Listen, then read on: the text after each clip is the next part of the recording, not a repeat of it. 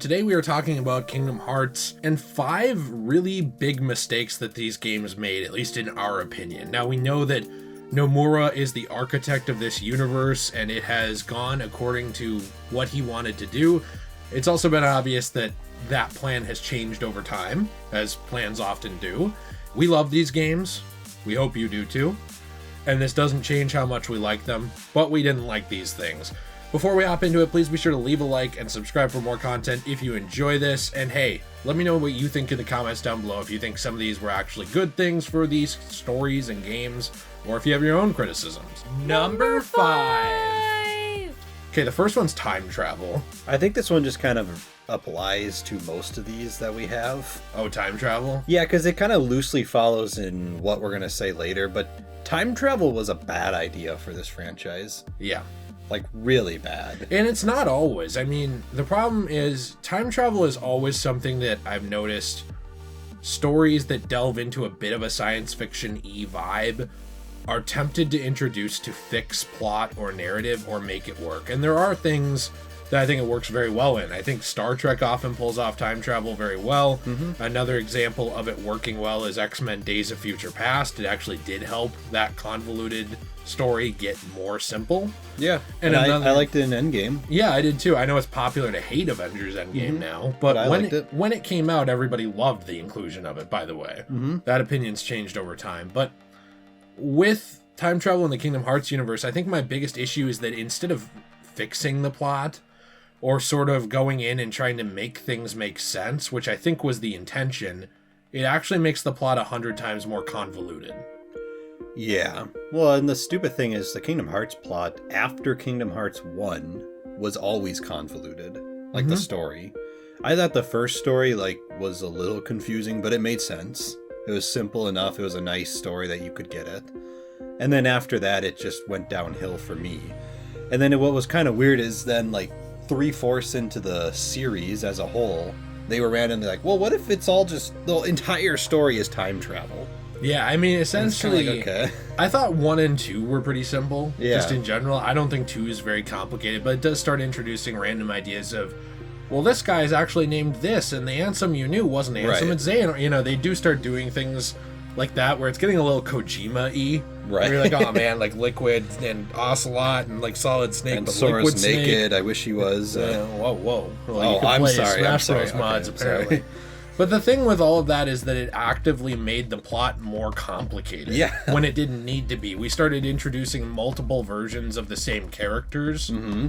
Just for the sake of it, which is, again, something we will get into later on. There's no payoff to the time travel plot that couldn't have worked without it. Mm-hmm. And I suppose that's my biggest problem with it. We already did have multiple versions of Xehanort. We had Master Xehanort, Xemnas, Xehanort's Heartless, and I just don't understand having to retcon that with time travel to make the version of Xehanort on the island different, and then say the organization's goal was secretly always to become Xehanort, parts of them. Right. And all this stuff. It's not that it ruins the games. It just made an already complicated plot unnecessarily convoluted. Right.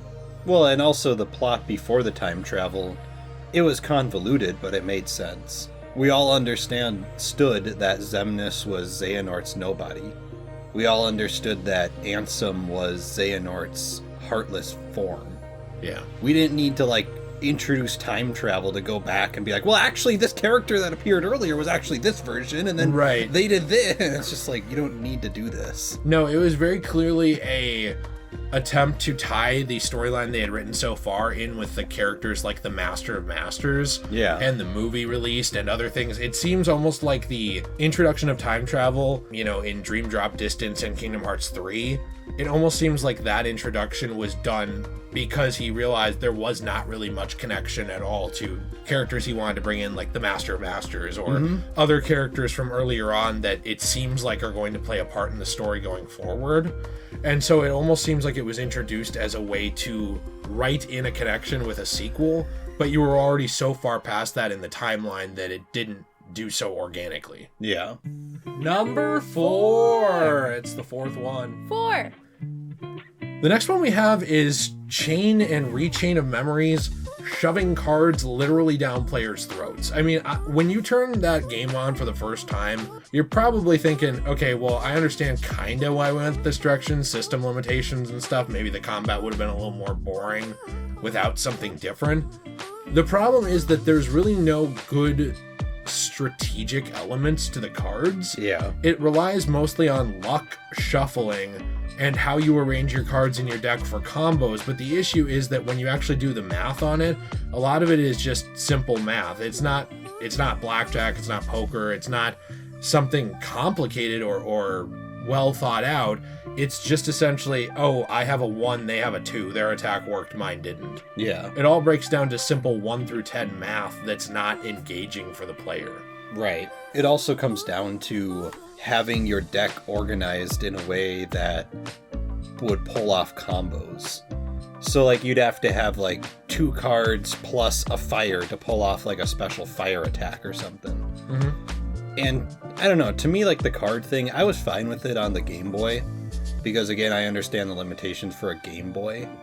But when it was brought to the PlayStation 3 and Rechain of Memories, and then, or actually the PlayStation 2. Yeah, 2, and then 3, then 4. and then 4. To me, I thought that the cards should have just been done away with. Right. Like, I would have much rather had the same story, and like, you've already remade the game. You could even do cards where he's collecting the memories or anything like that. It doesn't need to be part of combat. No, they could have just had regular combat. I know that there is an explanation, and I have read the Kingdom Hearts manga even series, okay, Right. which are their own thing. Yeah. And I've read Tetsuya Nomura's interviews, and I know that there are explanations he has for this. But logically speaking, why does losing your memory mean that swinging essentially a metal bat sword shaped like a key would hurt someone less without a playing card?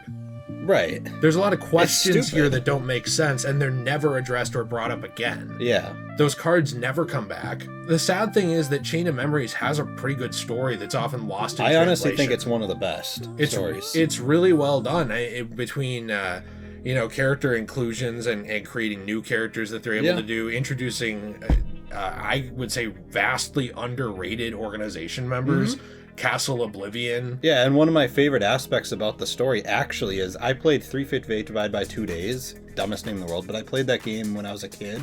Mm-hmm. That is literally one of my favorite Kingdom Hearts games ever, and I did not even realize the connection with Rechain of Memories until I played Rechain of Memories like 3 or 4 years ago for the first time. And as I'm playing through it, I'm like, wait a minute, this event happens in 350, and it's like they connect so well. Yeah, those two, like, plus it's amazing. The intro to Kingdom Hearts 2. Yeah, they all connect so well. Yeah, they're really connected. Like, there's even parts where it's like Axel appears in Rechain of Memories, and I remember that exact same part when he left 358 divided by 2 days. Like, he told Roxas, I'm going to Castle Oblivion. Mm-hmm. And it's like, well, now he appears over here. So it's like this story is so good, and yet the cards are so incredibly stupid that I don't even want to play the game. Yeah, it's very frustrating to engage in the combat because, like I said, there is nothing to it other than a breakdown of 1 through 10. I know there are people who have read into the combat and made it more than it is and have created really cool decks and stuff. Yeah. There are enthusiasts, but I think overwhelmingly there's a reason the system was never brought back, and nobody wanted it. Yep. Number three. The next one is the biggest pet peeve for me in this franchise, which is ignoring and writing out the Final Fantasy characters for no reason. Now, the actual reason is basically because Nomura wanted Kingdom Hearts to have its own identity. Mm-hmm. He wanted to push forward with their own worlds and characters like Yazura. So he was trying to essentially make new Final Fantasy characters in Kingdom Hearts. They're not actually Final Fantasy, but I'm saying they are Square Enix characters that are very clearly... They're like Final Fantasy. Like Final Fantasy. Yeah, like they got rid of Cloud, basically. He's not really in the third game. Right. Or after Kingdom Hearts 2, I would argue most of the Final Fantasy characters don't matter. Mm-hmm. Yeah, most. Basically. I guess Zack is in Birth by Sleep. But he doesn't really matter that much. No. He matters to, like, the Hercules storyline. A tiny bit. That's it. Yep. Yeah, I don't know. This one doesn't really make sense, especially since the World Ends With You characters are in Dream Drop distance. Yeah. And it's kind of like, so you weren't fine with Final Fantasy characters, but you're fine with these other characters to cross over with the universe? I don't get it, because there's a lot of missed opportunities, especially with something like introducing Midgar. Yeah. Or other worlds that, like Final Fantasy X's world. Mm-hmm. You could very easily tie things in together with those games. Now, obviously, it's its own continuity. Yeah. But you could very easily use the history of those franchises. And what really frustrates me is that the elevator pitch for Kingdom Hearts was essentially, hey, what if Disney and Final Fantasy had a crossover? Yeah. So when you write out Final Fantasy from that and completely get rid of it, it feels like you're eliminating part of what made Kingdom Hearts, at least in the first 2 games. Well, and especially because a lot of the reason, not the whole reason, but a lot of the reason a lot of people played those is because they're like, oh, cool, it's Cloud. Right. I love Cloud. They saw those characters in the marketing ahead of time. Just like how you brought... Well, and you and I have talked about this, just like how Disney is such a big part of it. What if you just ripped Disney completely out of Kingdom Hearts? Is that really still Kingdom Hearts? No. It wouldn't even really be Kingdom Hearts anymore. Right. You would just have, like, the dumb Twilight Town, which I like Twilight Town, sorry, but you'd have, like, Traverse Town. You're talking about the ones that they made up. Yeah. Yeah. You would have, like, 5 worlds. I like those worlds. I like things like Traverse Town, Twilight Town, and the World That Never Was. Yeah. I was going to say The World Ends With You, because I was still thinking about that, but I like those I do too. worlds, but I don't understand why there's not room for all 3. Right. They finally made room for Pixar. Mm-hmm. So why not also make room for worlds revolving around Final Fantasy? There are a lot of ways you could tie those stories in together, and it would provide world and character variety for the storylines that each character goes through in these games, but it seems like they're just unwilling to do it. You are just purposely ignoring some of the most iconic JRPG characters and storylines of all time. Plus, they don't even introduce their other storylines and characters in the games to make up for it, other than The World Ends With You. They're not sitting out here bringing in something like Star Ocean that they also publish. Right. They just don't want to bring in anything Square owns for some reason. Well, and the stupid part to me is these characters were already in the games. Right, so how do you explain their absence permanently? Yeah. And these characters did matter. Mm-hmm. Like, for example, Leon... Squall. He was a big part of the first game. He was a huge part of the first game's plot. He was. He was actually kind of like a walking exposition and Yuffie dump. Also. Yeah, like that's where you find out about the Heartless and the Keyblade and everything. Yeah. But they don't matter anymore. Nope. Because reasons. Mm-hmm. Number 2, the numero dos. Okay, this next one I think we could go on for 20 minutes about, but let's try not to, and that is just Xehanort's later story. It is horrible, okay? I still like this villain a lot. I still like Kingdom Hearts 3, but they spent the entire series creating so many variants of his character and constantly pushing the idea that he's like one of the few characters in this universe who's not going to be redeemed. He is a murderer. Mm-hmm. He is a coward and a liar. He was so obsessed with essentially escaping death or becoming immortal in a way through Kingdom Hearts and all this stuff that he was willing to steal Terra's body. There's all kinds of stuff that this character did that showed how horrible he was. Right. But they spend the last hour of Kingdom Hearts 3 randomly redeeming him. Mm-hmm. It was stupid. I don't know why they did that. Like, here's the thing. I am all for the message of it's not too late to change. You can make new decisions and change mistakes. Darth Vader is a great example of that. There are characters that work that way. My issue with him is that they spent so much time building up the idea that he was irredeemable. Whereas in something like Star Wars, they started planting seeds of doubt about Darth Vader being irredeemable in Episode 5, the second movie. Right. So halfway through the trilogy, they still had half of the trilogy left, and they were kind of planting the idea of like, well, maybe Luke could redeem this guy, or maybe somebody could. He used to be important, and now he's kind of a dick, an evil dick. So when they went with that in Kingdom Hearts, they never planted that idea ever, not once. Yeah, he just always was evil. He was always just seen as an evil murderer who wanted immortality and infinite knowledge and power through Kingdom Hearts, and he would kill as many people or turn as many people into Heartless or whatever as he needed to do that. But they kind of throw all of that out at the end of Kingdom Hearts 3. Yeah. And they act like he was just misguided. Mm-hmm. But that's not misguided. Like, I'm not going to do like a whole video game where Ted Bundy is the villain in all of them. And at the end, He's they're just like, misunderstood. well, we didn't really get him. He had a hard life. I don't really think that this makes sense in the context of the storyline. Yeah, I mean, to me, my main problem with Xehanort is it is like the most confusing story, like character story I've ever seen in my entire life. Mm-hmm. There is way too many variants of this guy. Yeah. There is literally like 20 variants of, and they're all Xehanort somehow. And like as you're playing, especially Kingdom Hearts 3, when you see like randomly all of them everywhere, you're just kind of like, oh yeah, this is Xehanort? That, oh, okay, yeah. And then like the idea behind it is like, yeah, it's time travel. They're all just different variants of him. It works. And you're like, okay. But they're all... Why is there like 40 of these guys? You know like, what why else do we is need weird? all these? They're not that hard to defeat. I know, they're not. So... Which kind of makes them pointless. But yeah, because like, they build up each why? of these villains throughout the entire franchise and say, Heartless Xehanort. That character is very imposing and difficult to deal with in Kingdom Hearts 1. Mm-hmm. Kind of a pushover in 3 unless you purposely crank the difficulty to critical. Right. Which I don't think should be the case. No. There were also balancing issues that, when combined with the story, made these versions of Xehanort seem less interesting and important. Yeah, and this is supposed to be like the final boss. And the biggest of the bad whole ever. franchise. Yeah. I don't know. It's just, to me, it got to be too much. Like, I'm fine with Xehanort, like the bald guy that really needs to work on his hair. I'm Master fine with Xehanort. him. I'm fine with Heartless Xehanort, and I'm fine with the nobody Xehanort, Xemnas. Yep. Anything more than that is too much. Yeah. You are now starting to get to the point where it's like, calm down. Number 1!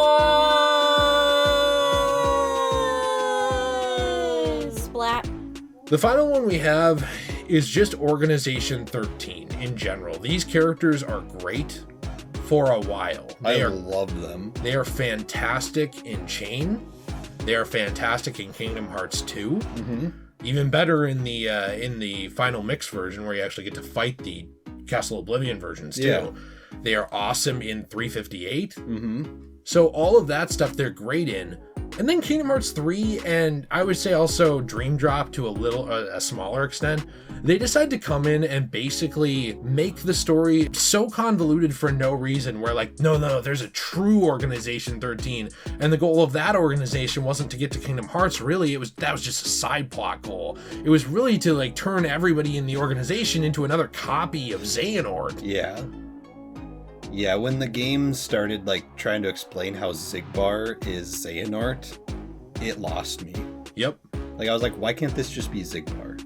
Right. Like why can't this just be Xehanort's right-hand man, his helper? Right. Why does this have to be like, no, actually, he's actually a form of Xehanort. Well, and once you start to get into the lore and the reasoning behind these characters, it doesn't actually make sense that a lot of them would even want to become forms of Xehanort. Yeah. Because they're so self-serving. Mm-hmm. That they wouldn't really want that. And they address that a little bit with members of the organization who would not have wanted it, who aren't in the true organization. But the whole idea of the true organization is just dumb. Yeah. We already had the organization. No, that was the fake one. Okay. All right. You know, it's almost like they found a way in 3 especially to negate the importance of a lot of previous plots. I think number 3 kind of had the same feel to me as like the Rise of Skywalker, where it seemed like they had some issues with their past games, which were their own fault because they decided to write their story that way. And then 3, they like decided to shove a bunch of stuff in to be like, well, no, let's fix all this stuff. But then it ended up just not working because it's like your story was already super complicated. And then now you get to number 3 and then you try to like just throw in a ton of stuff to fix it. But then it just didn't work out. Yeah. It's very clearly an attempt to retcon the story to make it simpler and more understandable And maybe it was more confusing. Right, maybe somehow it was in Nomura's head or somebody's head, but to everyone else, it just made it more complicated. Yeah. Now, I like complex stories. I know someone's going to say, like, well, you just don't understand it. I would argue that Square doesn't understand it. They've even said that they straight up, like, need to talk to Nomura about what the heck do you even mean by this when they're making these games, because they don't understand it fully. So, one, the developers don't fully understand it, and two, when we're actually talking about something like this, I have no problem with convoluted if it makes sense. The problem with Kingdom Hearts is I feel like it forces puzzle pieces into the puzzle where they don't belong. It's like the kid who cuts the puzzle pieces to fit instead of putting them where they belong. Yeah. And because of that, it's almost like, yes, it works, but why didn't this go over here? Or why didn't you do this instead? I have some of those same issues with Metal Gear, but I feel like the explanations are always more cohesive and make more sense, even if they seem ridiculously complicated, than they did in something like Kingdom Hearts. Mm-hmm. Yeah, that's kind of my biggest problem with Kingdom Hearts in general, is just the story. I love these games. I love the gameplay. I love actually the general story. Like, if you just look at it in a general sense, I like it. And those characters are great. I love the characters. I love the concept. I love all the stuff. It's just the story, when you really dig down into it, it's so complicated. Anyway, these are our opinion on 5 biggest mistakes that Kingdom Hearts made. We obviously love this franchise. We love talking about it. So if you want to see more videos like this, please leave a like. Comment down below. It does help the channel out, and let us know what you think. Do you think any of these were not mistakes? Do you have a justification for some of these things? You actually like them? But let us know what you think down there in the comments down below. And hey, subscribe for more content and check out everything in the description down below. Nate and I did do a full playthrough of Kingdom Hearts 1. We actually plan to start Chain of Memories in early 2022. So if you want to watch us rage, that will be the place to go. Yeah, so we'll see you there. And I wanted to say a huge thank you to some of our patrons today over on Patreon. These supporters help keep the channel rolling and keeping videos like this that are usually smaller audiences coming out. So a big thank you to Caleb, Sean, Jonah, Seth, Michael, and Andre. You guys are awesome. I appreciate you very much. And if you want to see some exclusive content and also help the channel out, the Patreon is in the description, linked down below. Have a fantastic day. And as always, everyone, stay shway.